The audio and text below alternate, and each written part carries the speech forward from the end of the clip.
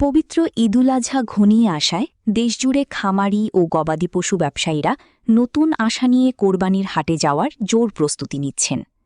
উৎপাদন খরচ বৃদ্ধি এবং অর্থনৈতিক টানাপোড়েন সত্ত্বেও সুস্থ সবল পশুর চাহিদা বৃদ্ধি এবং ক্রেতাদের ক্রমবর্ধমান আগ্রহের কারণে তারা এবার ভালো মুনাফা অর্জনের আশা করছেন। ঢাকার উপকণ্ঠের বিশাল সব অ্যাগ্রো ফার্ম থেকে শুরু করে নোয়াখালীসহ বিভিন্ন জেলার প্রত্যন্ত অঞ্চলের গোয়ালঘর পর্যন্ত কয়েক মাস ধরেই কোরবানির পশু বেচাকেনার এই বিশেষ মৌসুমের প্রস্তুতি চলছে। খামারিরা জানান, পশুখাদ্য, ওষুধ, শ্রম, জ্বালানি ও পরিবহন ব্যয় উল্লেখযোগ্য হারে বাড়লেও পবিত্র ঈদুল আজহার ধর্মীয় গুরুত্বের কথা মাথায় রেখে তারা সুস্থ ও মানসম্মত পশু লালন পালনে কোনো প্রকার আপোস করেননি। ঢাকার সাভার এলাকার হায়দার ডেইরি অ্যান্ড অ্যাগ্রোর স্বত্বাধিকারী সাদমান হায়দার আমানত এই মৌসুমে বিক্রির জন্য কমপক্ষে ৩০টি গরু প্রস্তুত করেছেন। তিনি বলেন, এবছর পশুপালনের খরচ অনেক বেড়েছে, তবে ক্রেতারা যেহেতু ভালো ও মানসম্মত পশু খোঁজেন, তাই আমরা সঠিক যত্ন ও পুষ্টিকর খাবার দেওয়ার পেছনে বিনিয়োগ অব্যাহত রেখেছি।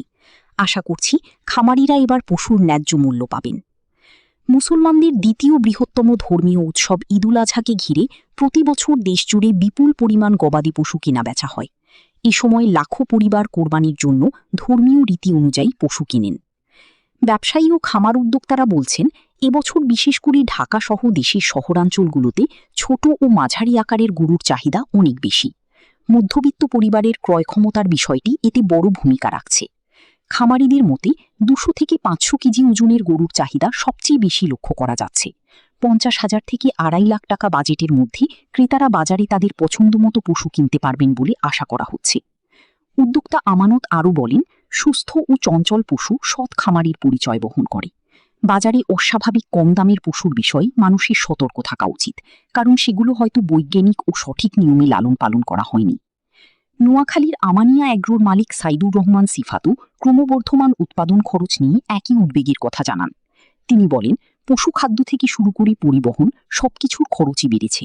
তারপরও আমরা আশাবাদী, কারণ মানসম্মত ও সুস্থ পশুর চাহিদা বাজারে সবসময়ই বেশি থাকে। তার খামারে এবছর কোরবানির হাটে তোলার জন্য ৫০ থেকে ৬০টি গরু ও ছাগল প্রস্তুত রয়েছে।